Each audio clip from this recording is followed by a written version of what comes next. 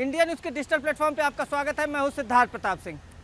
देखिए, लगातार अमेरिकी राष्ट्रपति डोनाल्ड ट्रंप अपने बयानों के लिए जाने जाते हैं।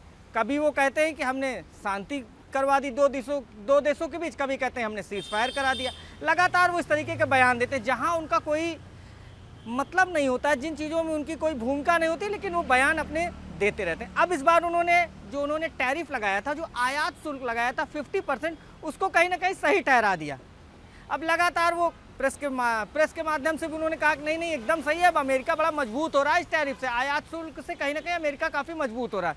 उन्होंने अपने सोशल मीडिया अकाउंट से ट्वीट भी कर दिया, जो United states is wealthy, powerful and nationally secure again, all because of tariffs, the most important case इवर in the United states, the supreme court, God bless America. तो इस तरीके से उन्होंने अपने सोशल मीडिया अकाउंट पर ट्वीट किया और tweet करके कहा कि देखिए, सब कुछ अच्छा है और अमेरिका काफ़ी मजबूत हो रहा है।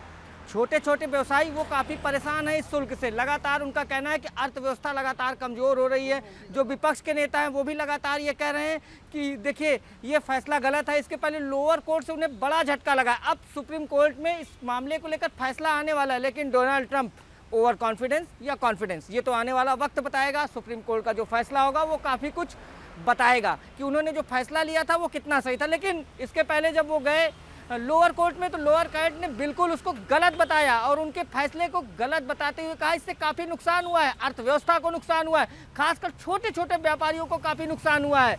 और आपको बता दें, इंफ्रास्ट्रक्चर से लेकर सब चीज़ें कमज़ोर हुई हैं। लेकिन डोनाल्ड ट्रंप मीडिया के सामने आते हैं, कैमरे की चमक, उसके बाद सूर्य की चमक, सुबह का समय होता है, वो आकर मीडिया को संबोधित करते हैं और फिर उसी तरीके से यूरोप झुक गया। लगातार वो कहते हैं कि ये देखिए, रसिया झुक गया, यूरोप कंट्रीज़ जो है देखिए हम एक नंबर पर हैं, हम लगातार जो व्यापार में वो भी एक नंबर पे, लेकिन अर्थव्यवस्था का बुरा दौर चल रहा है। ये खूब अच्छे से डोनाल्ड ट्रंप समझते हैं। उनके अधिकारियों ने उन्हें चेताया, इसको लेकर कहा कि देखिए, ये फैसला काफ़ी नुकसानदायक है, खास करके आपकी जो विदेश नीति है उसको भी काफ़ी नुकसान कर रहा है और खास करके जो अर्थव्यवस्था है उस पर भी चोट कर रहा है। लेकिन डोनाल्ड ट्रंप लगातार अपने फैसले जो कर लेते हैं उसको हमेशा सही बताने की कोशिश करते हैं।